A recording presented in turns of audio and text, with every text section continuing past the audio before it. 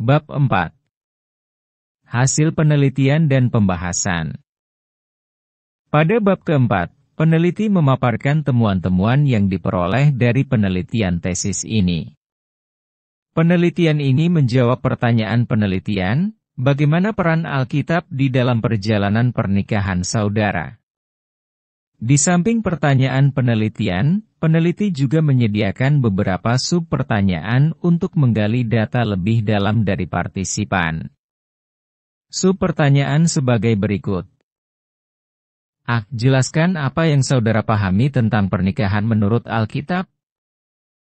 B. Bagaimana kehidupan rohani saudara sebagai individu setelah menikah? C. Bagaimana pengalaman saudara membaca dan merenungkan Alkitab berpengaruh dalam kehidupan pernikahan saudara? D. Apakah krisis terbesar yang saudara hadapi dalam pernikahan dan bagaimana saudara mengatasinya? Profil partisipan. Saat penelitian ini dilaksanakan, kelima pasangan tinggal di kota Semarang, Jawa Tengah. Partisipan 1 adalah Bapak Siong dan Ibu San. Bapak Siong dahulunya adalah seorang simpatisan Katolik. Partisipan 2 adalah Bapak Han dan Ibu Sasa. Ibu Sasa dahulunya adalah seorang penganut kepercayaan Konghucu. Partisipan 3 adalah Bapak Chai dan Ibu Mei. Bapak Chai dahulunya adalah seorang penganut kepercayaan Konghucu. Partisian 4 adalah Bapak Dan dan Ibu Riz. Ibu Riz dahulunya adalah seorang penganut Katolik. Partisipan 5 adalah Bapak Adi dan Ibu Ping. Ibu Ping dahulunya adalah seorang penganut Katolik.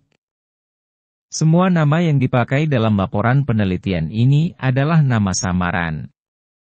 Usia pernikahan mereka diperlihatkan lebih jelas dalam tabel 2. Tabel 2, usia pernikahan partisipan. Partisipan. Suami. Istri. Usia pernikahan. Partisipan 1. Bapak Siong. Ibu San. 17 tahun lebih. Partisipan 2. Bapak Han. Ibu Sasa. 39 tahun lebih. Partisipan 3. Bapak Chai. Ibu Mei. 40 tahun lebih. Partisipan 4. Bapak Dan. Ibu Riz. 16 tahun lebih. Partisipan 5. Bapak Adi. Ibu Ping.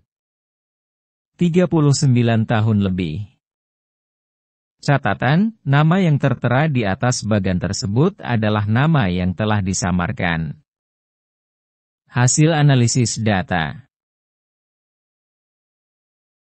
Pembahasan utama dari bab ini adalah temuan-temuan dari kisah hidup kelima pasangan suami istri dalam ruang lingkup awal pernikahan, menjalani pernikahan hingga kondisi pernikahan terkini. Dari setiap kelima pasangan partisipan salah satunya memiliki latar belakang keyakinan iman yang berbeda dari iman Kristen, yaitu, 2 orang berlatar belakang Konghucu dan 3 orang berasal dari keluarga penganut agama Katolik. Oleh karena pertumbuhan iman dan kedewasaan rohani pasangan suami istri berbeda, maka di awal pernikahan dan dalam masa menjalani pernikahan, mereka mengalami berbagai macam masalah baik masalah besar maupun masalah kecil. Berikut ini adalah kisah kehidupan pernikahan yang dinarasikan oleh partisipan melalui wawancara dan dinarasikan ulang oleh peneliti. Narasi awal pernikahan dan menjalani pernikahan hingga kondisi terkini. Bapak Siong dan Ibu San. Awal pernikahan. Ibu San sebagai seorang Kristen sejak kecil, ingin pernikahannya bahagia dengan pasangan seiman. Itulah sebabnya mengapa Ibu San sangat menekankan pentingnya bagi calon suaminya untuk pindah ke agama Kristen Protestan dari agama sebelumnya, yaitu Katolik. Bapak Siong setuju dan menerima Tuhan Yesus sesudah menikah. Bagi Ibu San, iman yang sama menjadi sangat penting karena ini berkaitan dengan iman anak di masa depan.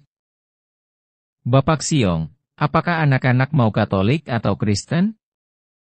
Ibu San, kalau kayak begitu nanti jadi masalah, belum ada masalah yang lain.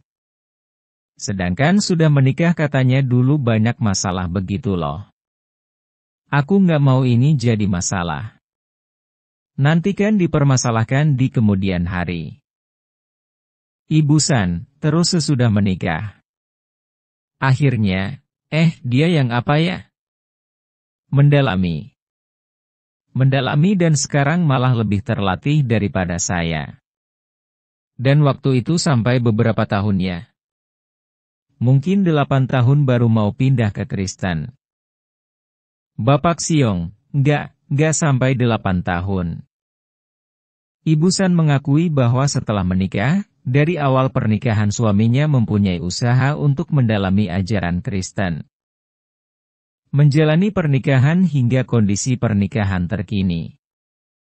Waktu pacaran mereka memiliki pandangan yang berbeda tentang pelayanan. Bapak Siong sering komplain Ibu San terlalu banyak pelayanan di gereja sampai tidak ada waktu bagi dia. Sedangkan sesudah menikah Ibu San mulai komplain bahwa suaminya terlalu banyak pelayanan di gereja.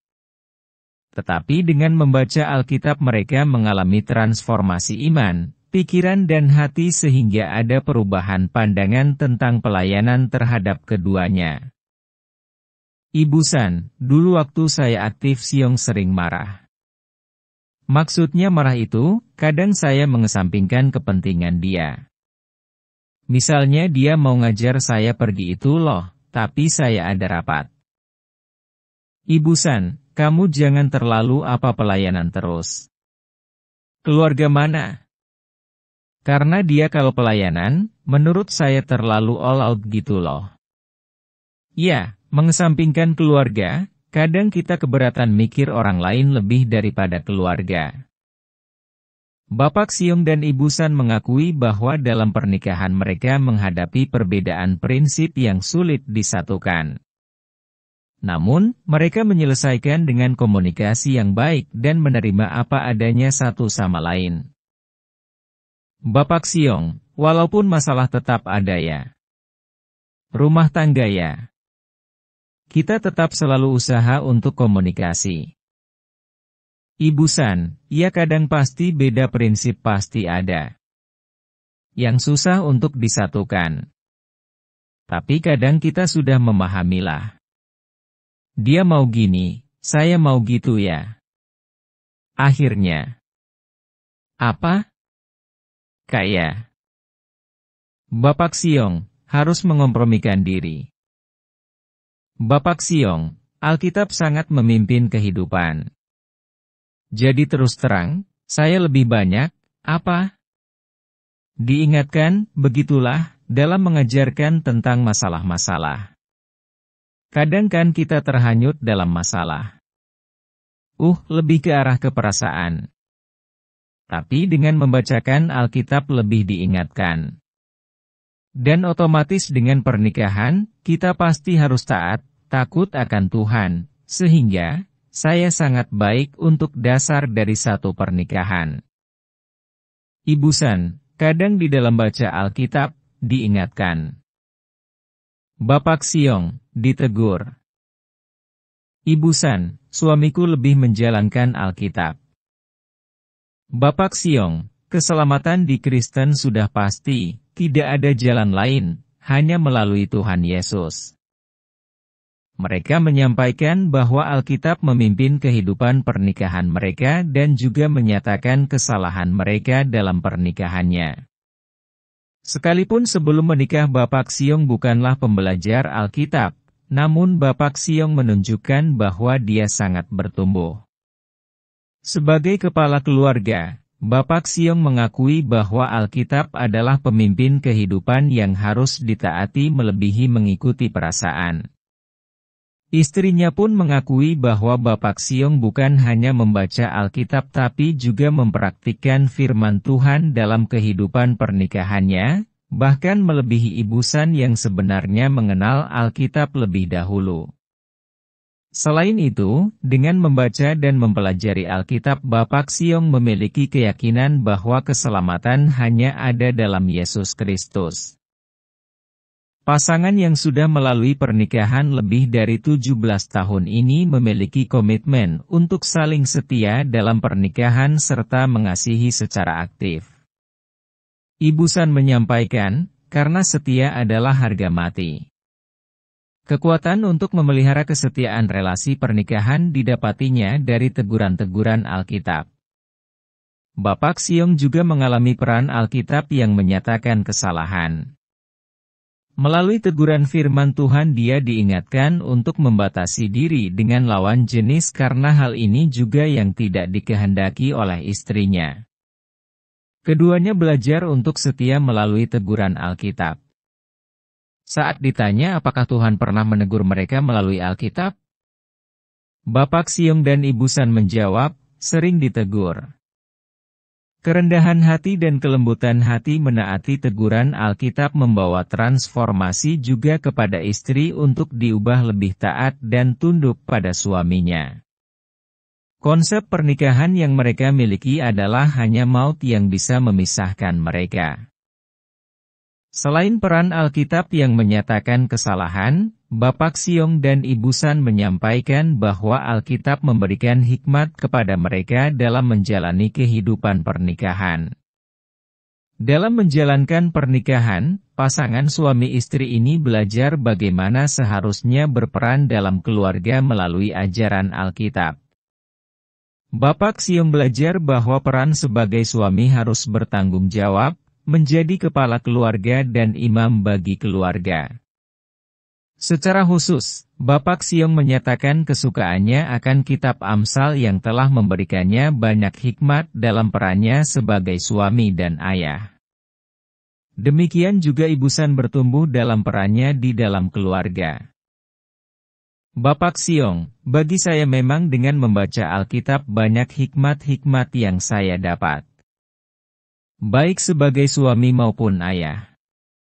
Saya mendapat banyak dari kitab Amsal juga sih. Entah hikmat itu kebanyak.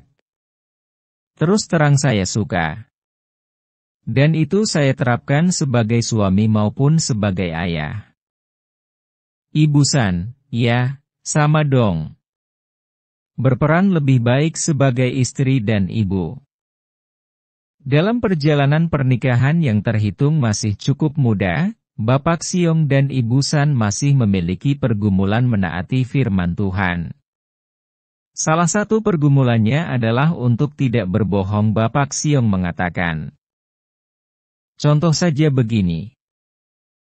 Saya kan punya mami itu. Mami saya sangat posesif kepada saya. Setiap, khususnya untuk kehidupan minum obat itu dikontrol sama mami. Ya. Mereka sampai cross-check sama anak dan istri saya. Ke pembantu segala. Nah kadang kalau saya sampai lupa atau ada suatu hal yang gak bisa saya sampaikan ke mami. Karena, kalau mami saya beritahu saya gak minum obat itu karena saya sedang sakit sesuatu ngomong begitulah. Itu mami langsung jadi khawatir. Bapak Siong menyadari bahwa relasinya dengan mami yang posesif menyulitkan dia untuk menerapkan kejujuran yang diajarkan oleh Alkitab. Mami yang sangat menyayangi anaknya ini dapat melakukan intervensi berlebihan ketika mengalami kekhawatiran. Suatu kali maminya memanggil ambulans datang ke rumah padahal Bapak Siong hanya sakit flu biasa. Demi menjaga agar maminya tidak khawatir, Bapak Siong masih memilih untuk berbohong. Dan, ini menggelisahkan hatinya.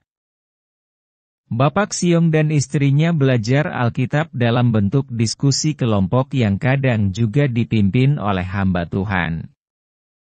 Jikalau ada hal yang sulit diselesaikan, mereka akan mencari pertolongan dari hamba Tuhan. Karena menurut mereka hamba Tuhan lebih memahami realita kehidupan yang prinsipnya berdasarkan Alkitab.